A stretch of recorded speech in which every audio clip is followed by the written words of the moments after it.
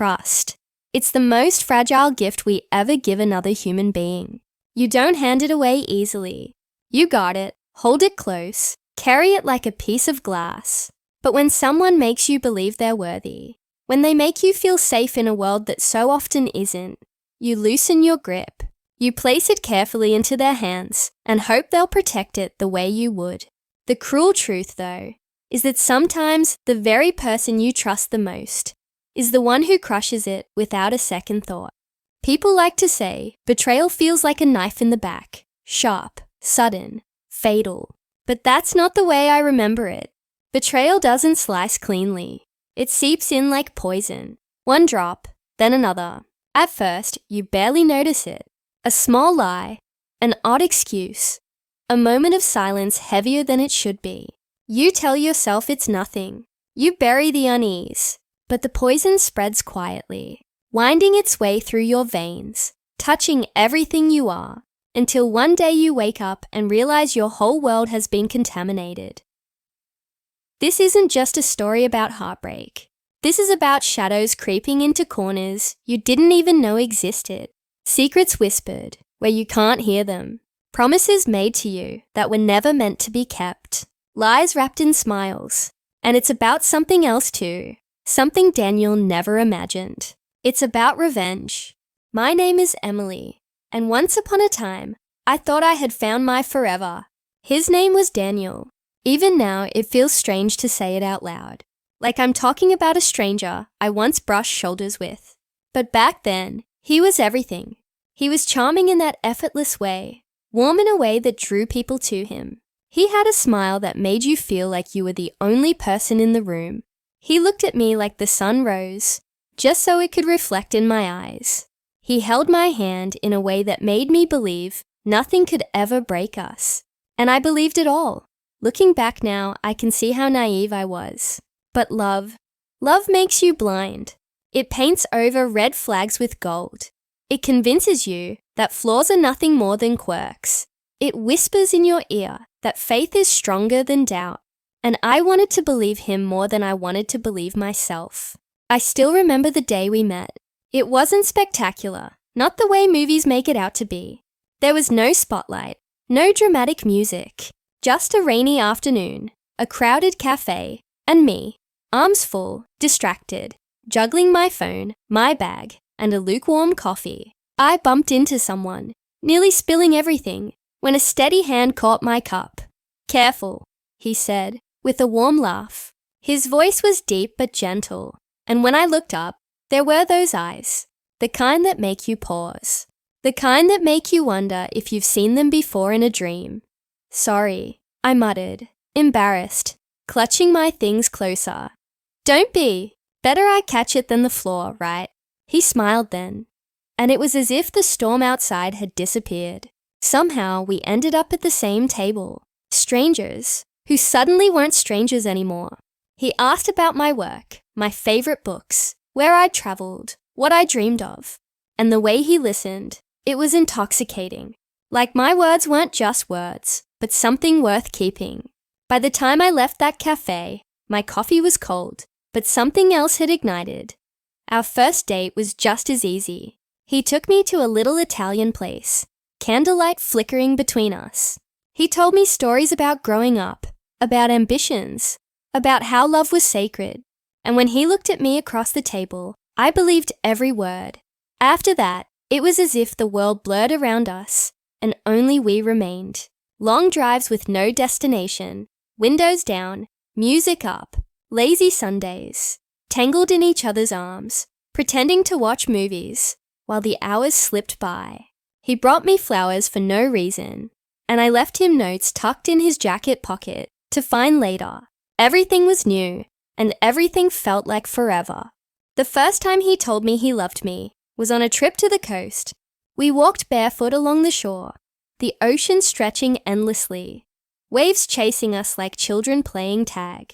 Later, sitting on a blanket with takeout cartons scattered around us, I sighed. I love this. Meaning the stars, the salt in the air, the way my hair stuck to my face from the wind. He turned to me, eyes soft, vulnerable, and whispered, "I love you." My heart stopped, then raced so fast I thought it might burst. I had found home. We began building dreams together, talking about a house we'd buy someday, the places we'd go, maybe even the family we'd start. He made everything sound possible. Every word was a promise I swallowed whole. My parents adored him. My mother said he had kind eyes. My father took him into conversations like a son. My friends teased me about finally finding my fairy tale. And maybe I had. Or maybe I was just living in an illusion I didn't want to question. There were signs, of course. Little things that, looking back, make my stomach twist. His phone always faced down on the table. The late-night calls he stepped into the hallway to answer. Nights he came home late, the smell of cologne that wasn't his clinging to his shirt. But back then, I brushed it all away. I told myself not to be paranoid. He worked hard. He loved me. Doubt was dangerous. Love required faith. That's what I told myself. My friends weren't so sure. They raised eyebrows, whispered questions. Don't you think it's strange? They'd ask, don't you wonder why he's always so secretive? But I defended him every time. He's just stressed. He's tired. He's busy. You don't know him like I do. And in a way, I was right. They didn't know him like I did. But neither did I. Not really. Because when you're in love, you don't just hand over your heart. You hand over your blindfold too. I see that now. But back then, all I saw was the man I thought was my forever. All I felt was the warmth of his hand in mine, the way his smile made me forget the world outside us. All I heard was the steady whisper of promises that lulled me into silence. If only I had listened to the small voice inside me, the one that whispered warnings in the quiet of the night. If only I had trusted my own instincts as much as I trusted him. But I didn't, because I believed in us. I believed in love. I believed in Daniel. And that belief, that blind, desperate, wholehearted belief, would become the very thing that destroyed me. But I didn't know it yet. I was still standing in the calm. The storm was already gathering on the horizon, thunder rumbling just out of reach. But I couldn't see it. I wouldn't see it, not until it was too late. And that's the cruel thing about betrayal. It doesn't announce itself with a crash. It waits in silence. It hides in shadows. And when it finally arrives, it sweeps away everything you thought was real, leaving you gasping in the wreckage of what you once called love. That was where I was. Blind, blissful, building a future with a man who was already tearing it apart behind my back. And I had no idea. Not yet, because this was only the beginning. But slowly, almost imperceptibly at first, the warmth began to fade. It was in the small moments, the kind you try to explain away, the kind you tell yourself don't matter. He didn't laugh the same. He didn't look at me with the same softness in his eyes. The hand that once reached instinctively for mine grew hesitant, almost reluctant. The changes were subtle, but they were there, and deep down, I felt them pressing against my heart like an unspoken truth I refused to name. The late calls came first. His phone would buzz late at night, its glow cutting through the darkness of our room. He'd glance at the screen, his expression hard to read. Before slipping quietly out into the hallway, I'd lie there in bed, listening to the muffled cadence of his voice through the walls. When he returned, I'd ask who it was, and his answer was always the same. Just work. You know how demanding it is. I nodded, forcing a smile, trying to convince myself he was telling the truth. But the way his eyes avoided mine told me otherwise. Then came the absences. Nights when he promised he'd be home for dinner, but never showed. Nights when I sat alone at the restaurant table, staring at the empty chair across from me, convincing myself he had simply been caught up at the office. He always had an excuse ready. Traffic, meetings, deadlines. The words rolled off his tongue so easily that I almost envied how convincing they sounded. Almost. It wasn't just the excuses. It was the way his laughter seemed forced now, hollow, as though he were performing. The way his phone was always locked, always face down, a wall between us I could never breach. The way he started pulling away in subtle ways, physically, emotionally, until the space between us felt like miles, even when we were sitting side by side. My friends noticed before I was ready to admit it. One leaned across the table at brunch and whispered, "Emily, don't you think it's odd how secretive he is?" Another asked gently, "Are you sure he's being honest with you?" I laughed them off, defended him fiercely. "He's just tired. He works too hard. You don't understand him the way I do." I wanted to believe the words even as I spoke them, because to admit they might be right meant admitting I was wrong.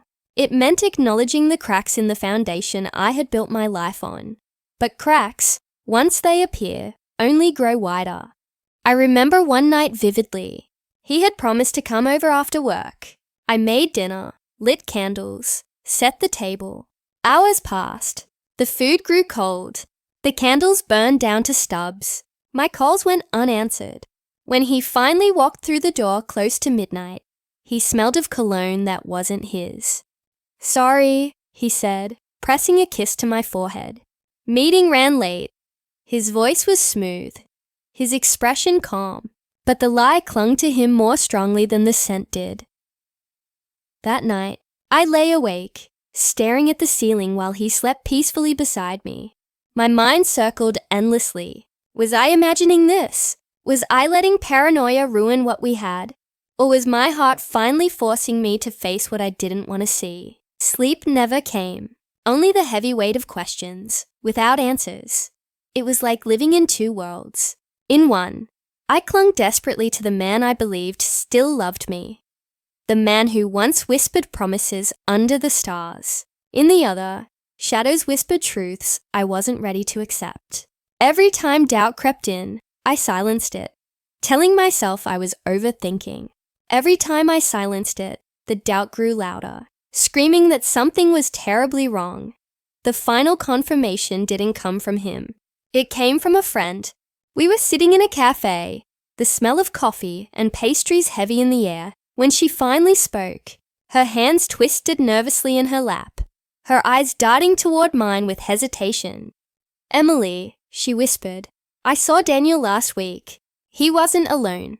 And Emily, it didn't look like business." The words hit me like a freight train. The room spun. My chest tightened until I could hardly breathe. I wanted to deny it, to tell her she was mistaken, but deep down, I knew. The cracks had finally split wide open, and there was no ignoring them anymore. That night, when he fell asleep beside me, I reached for his phone. My hands shook as I entered the code, my stomach twisting into knots. The screen lit up, and there it was, the truth staring back at me. Message after message, words of affection that weren't meant for me. Pictures, plans made behind my back, promises he once gave me, now given to someone else. I scrolled through them, each one a knife twisting deeper. "You're the only one who understands me. Can't wait to see you again." She has no idea. My heart shattered into pieces.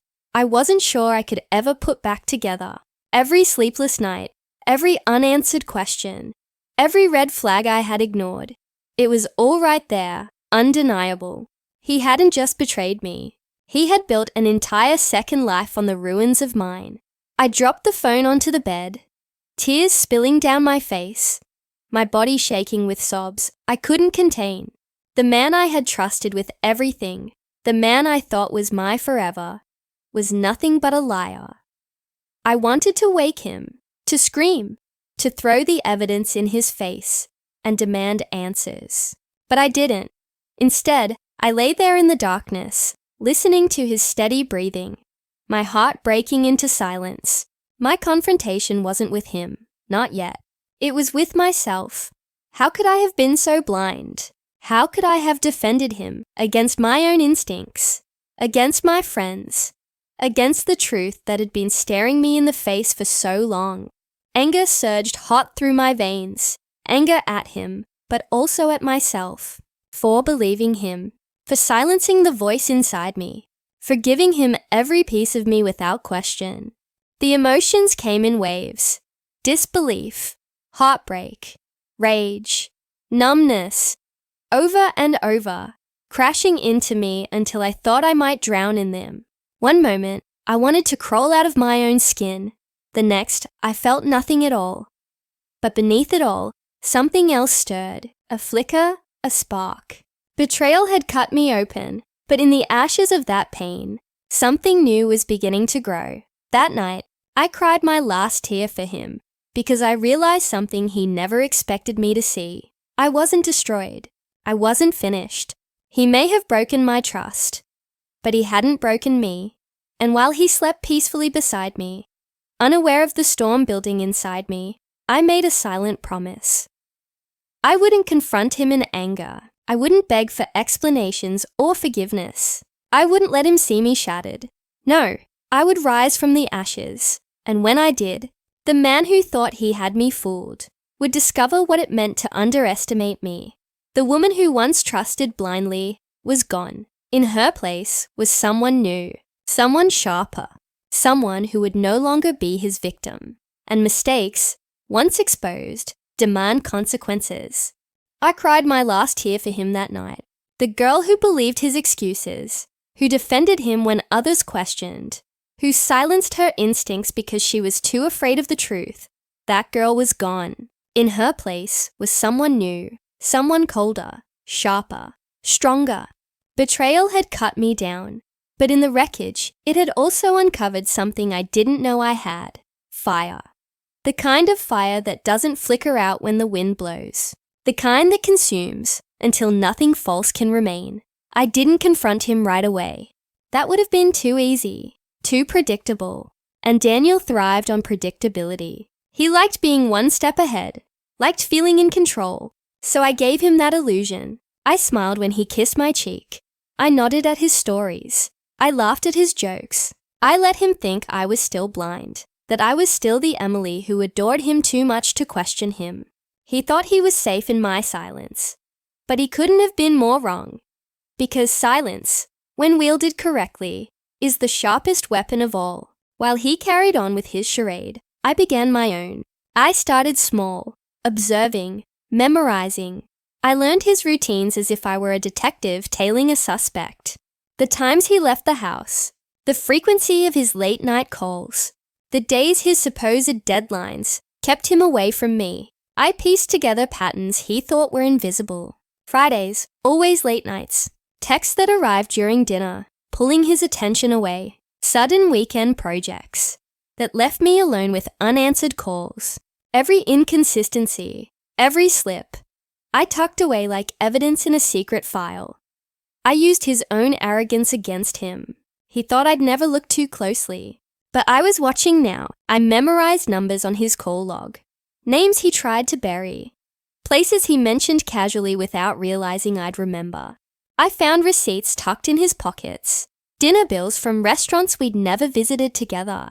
I photographed them quietly. Slipped them into a folder on my computer, labeled innocently enough that he'd never think to check. Each proof was another piece of ammunition. But collecting wasn't enough. I needed certainty, undeniable truth.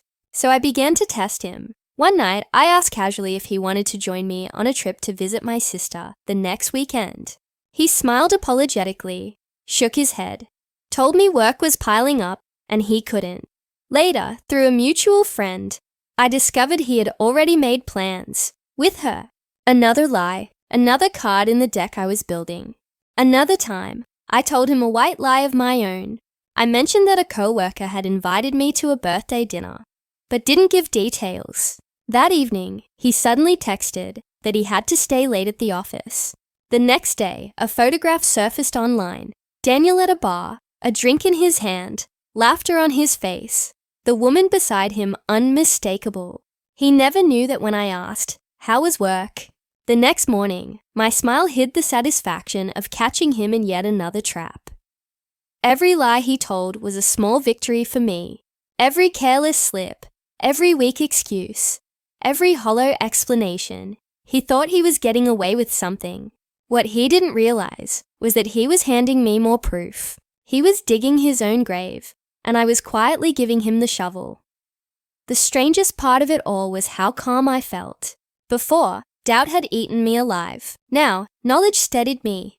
Each new discovery didn't break me further, it built me. With every piece of evidence, with every moment I stayed silent while he unraveled, I grew stronger. He thought betrayal had made me weak, but betrayal had sharpened me.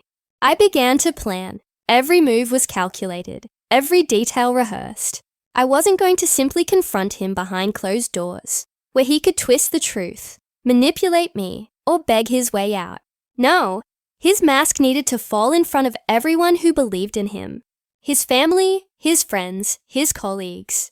They deserved to know the truth too, and he deserved to face the consequences. The opportunity came sooner than I expected. His birthday, a lavish dinner he organized at one of the city's finest restaurants, a private room, candlelight, the perfect stage for him to play the role of devoted partner, charming son, loyal friend. He invited everyone who mattered, and I would be right there at his side, smiling as though nothing was wrong. That evening, I dressed with precision, not for him but for me. I chose a simple black dress, elegant and calm, the kind of outfit that wouldn't scream for attention, but would command it when I spoke. As I walked into the room on his arm, I felt the fire inside me steady, focused. My heart raced not with nerves, but with anticipation. The night unfolded predictably. Glasses clinked, laughter spilled across the room. Daniel soaked in the admiration like a man starved for it. He told stories, charmed the crowd, leaned in to kiss my cheek in front of everyone. To them, we were perfect. To me, we were a facade seconds from collapse. When dessert arrived, the candles glowed warmly against the cake set before him. Everyone sang, voices light with cheer. Eyes fixed on him as he grinned and blew out the flames. He basked in the moment, his face lit with pride. Then, as if to crown his performance, he turned to me. "Emily," he said, slipping his arm around me, "why don't you say a few words?" He thought I would gush, that I would pour out praise, confirm for everyone the story he had spun. But my script was different. I rose slowly, feeling the weight of every eye in the room. My voice, when it came, was steady, clear. "I do have a few words," I began, smiling faintly. Not just about Daniel, but about trust. The room quieted, the clinking of silverware, fading into silence. Daniel beamed, certain he knew what was coming. Trust, I continued, is the most precious thing we give to another person. It's invisible, but it's everything. And when you believe you've found the right one, you hand it over completely, hoping they'll protect it, value it. Murmurs of agreement rose from the table. His hand squeezed mine under the cloth, pride shining in his eyes. "But what happens?" I asked softly. "When the person you trust the most is the one who shatters it into pieces?" The air shifted. The smile slid from his face. I pulled my phone from my bag, my hand calm and deliberate. Because tonight, I think everyone deserves to know who Daniel really is. With a tap, the evidence lit up the screen. Messages, photos, proof. My voice didn't falter as I read them aloud, line by line, the words slicing through the silence like knives. Sweet promises to someone else. Lies told to me while he smiled at all of them. Plans he made behind my back. Gasps erupted. His mother pressed a hand to her chest, eyes wide. "Daniel," she whispered, "tell me this isn't true." His father's jaw clenched, his voice cold. "After everything, after the way we welcomed her into this family." A friend shook his head, disbelief etched on his face. "Man, how could you do this?" To her, Daniel's skin turned pale, his lips trembling. "Emily, please," he stammered. "Not here. This isn't what it looks like." I turned to him, meeting his frantic eyes. Not what it looks like, because from here, it looks exactly like betrayal. His colleagues exchanged glances, whispers rippling across the table. One muttered under his breath, "I thought you were better than this." Daniel reached out, desperate now. "Emily, please, let me explain. Please, just." But there were no explanations left. The evidence was undeniable. His excuses collapsed like a house of cards in the face of truth. For the first time, the man who always had a story, who always had a way with words, was speechless. I leaned close, my voice low enough only for him. You should have never underestimated me. Then I straightened, turned to the room, and said clearly, this is who he really is. And I won't stand beside him anymore. Gasps again, sharp intakes of breath, murmurs thick with shock. His mother turned her face away. His best friend stood abruptly, shaking his head. I thought you had everything, he said harshly. Why throw it away? Daniel sat frozen, eyes darting from face to face, searching for a lifeline that wasn't there. His mouth opened, but no words came, and in that silence, his downfall was complete. I picked up my bag, lifted my chin, and walked out of the room. My heels clicked against the floor, the sound echoing in the silence that followed me. Behind me, I heard whispers. A glass knocked over, someone stifling a gasp. But I didn't look back. I didn't need to. Daniel was left to drown in the ruins of his own lies. His perfect image shattered. His reputation crumbling before the people who mattered most. And me? I walked away, not broken, not betrayed, but whole, strong, free. The night that was meant to celebrate him became the night that destroyed him. And the silence that followed was mine. In the silence that followed that night, I felt a weight lift off my shoulders. The kind of weight you don't realize has been crushing you until it's gone. As I stepped out of that restaurant, the cool air hit my face, and for the first time in months, I breathed without pain. I didn't glance back at the glowing windows behind me, or the people still whispering inside. I didn't need to, because behind those doors, Daniel's perfect facade had collapsed, and nothing he said or did could rebuild it. He was trapped in the ruins of his own lies, and I was finally free.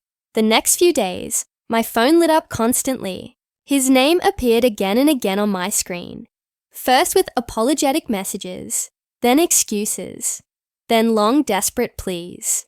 Emily, please, I'm sorry. I didn't mean to hurt you. Then, it wasn't what you think. It didn't mean anything. And later, don't do this to us. You're my everything. Please don't leave me like this. His voice filled my voicemail, trembling at first, then angry, then begging again. I didn't answer once, because every word was hollow.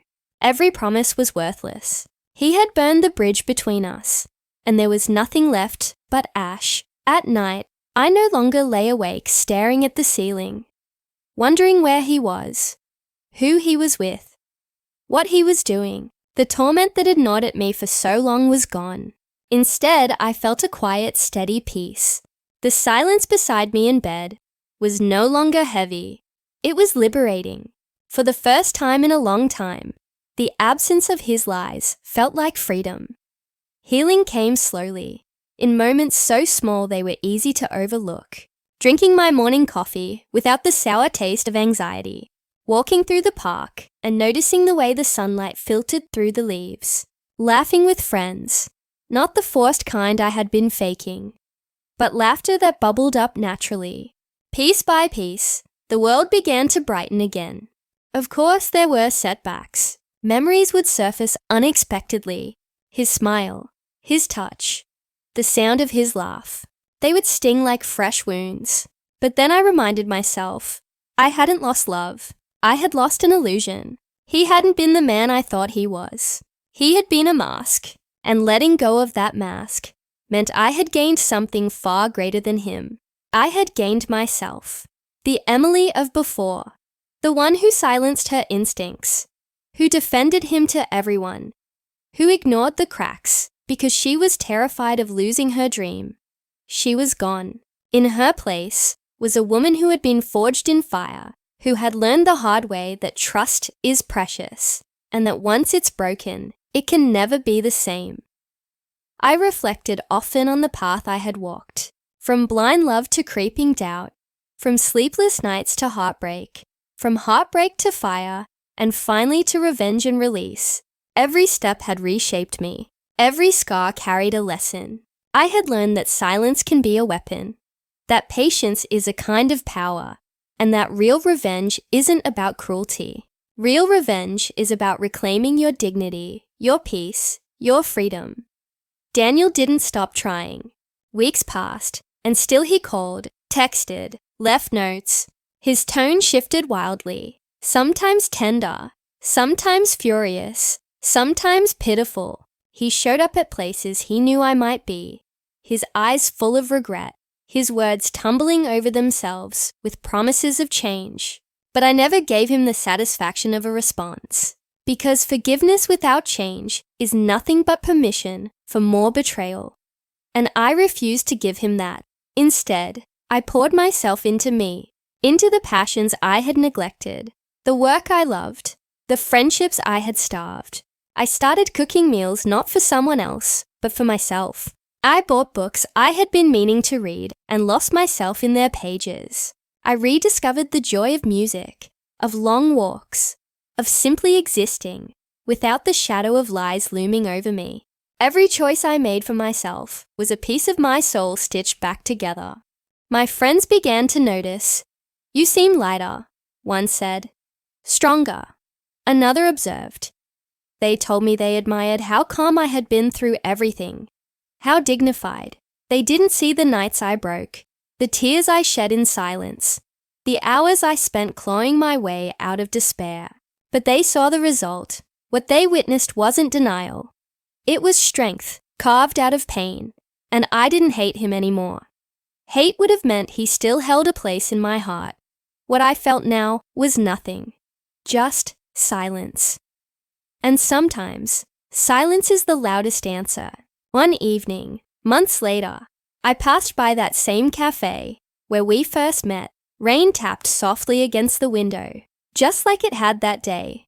I paused, staring inside at the people laughing over their cups, strangers weaving the beginnings of their own stories. I remembered that moment with Daniel, the way I thought I had found forever, and I realized something. That day hadn't been the beginning of my happily ever after. It had been the beginning of my transformation. Because without him, without the betrayal, without the storm, I might never have discovered the strength I carried all along. I smiled to myself, turned and walked away. The past was behind me. The pain was behind me. Ahead of me was something far greater than love, built on lies. Ahead of me was freedom, dignity, strength. I wasn't the naive girl anymore. I wasn't the victim. I was Emily, whole, unbroken, untouchable. And that, more than anything, was my revenge. And that's the truth about trust. Once it's broken, it can never return to what it was. People will tell you to forgive and forget. That time will heal. But time doesn't erase betrayal. It leaves scars. Scars that remind you of what you gave and how carelessly it was destroyed. But scars aren't weakness. Scars are proof that you survived. Betrayal doesn't have to be the end of your story. Sometimes, it's the beginning of your strength. When he betrayed me, I thought I would never recover. I thought I was ruined. But the truth was, his betrayal stripped away the illusions and forced me to see not just who he was, but who I was. It revealed my strength, my resilience, my ability to rise again. And that is what I want you to understand. Revenge isn't always about cruelty. It isn't about becoming like the person who hurt you. Real revenge is about living well without them, thriving without them, walking away with your head held high, while they drown in the consequences of their choices. Revenge is silence when they expect screaming, calm when they expect chaos, strength when they thought they left you weak. That's the sweetest revenge of all. So if you've ever been betrayed by a partner, a friend, anyone you trusted, know this: their lies do not define you. Their betrayal does not make you unworthy. Their actions are a reflection of them, not you. You are still whole. You are still valuable. And you still have power. Yes, betrayal hurts. It leaves you asking endless questions. Why me? What did I do wrong? Wasn't I enough? But the truth is, you were enough. You always were. Their betrayal is not proof of your inadequacy. It is proof of their inability to honor something precious. And you have a choice. You can let that betrayal chain you to the past, or you can let it fuel you. You can let it break you down, or you can let it build you into someone stronger. Pain is temporary, but power is permanent. Betrayal might shake you, but it can also shape you into someone unbreakable. I used to think closure came from them, from their apology, their explanation, their validation. But it doesn't. Closure is something you create yourself. You create it by deciding the story is over. You create it by refusing to carry their lies any longer. You create it by walking away and building something better for yourself. That's what I did. And you can too. So protect your trust. It is precious. Don't give it lightly. But if someone shatters it, don't waste yourself picking up the shards for them. Leave the pieces where they fall and walk away. Build something new with your own two hands. Because what you build for yourself will always be stronger than what they tried to break. One day, you'll look back at the pain and realize it was the very thing that revealed your strength. You'll see that betrayal didn't destroy you. It freed you. So hold your head high, step out of the shadows, and remember this: the ending of their story with you is the beginning of yours. My name is Emily, and this was not the story of how I was broken. This was the story of how I rose. And if you have been betrayed, if you have been hurt, if you have been left shattered, let my story be the reminder you need. You too can rise.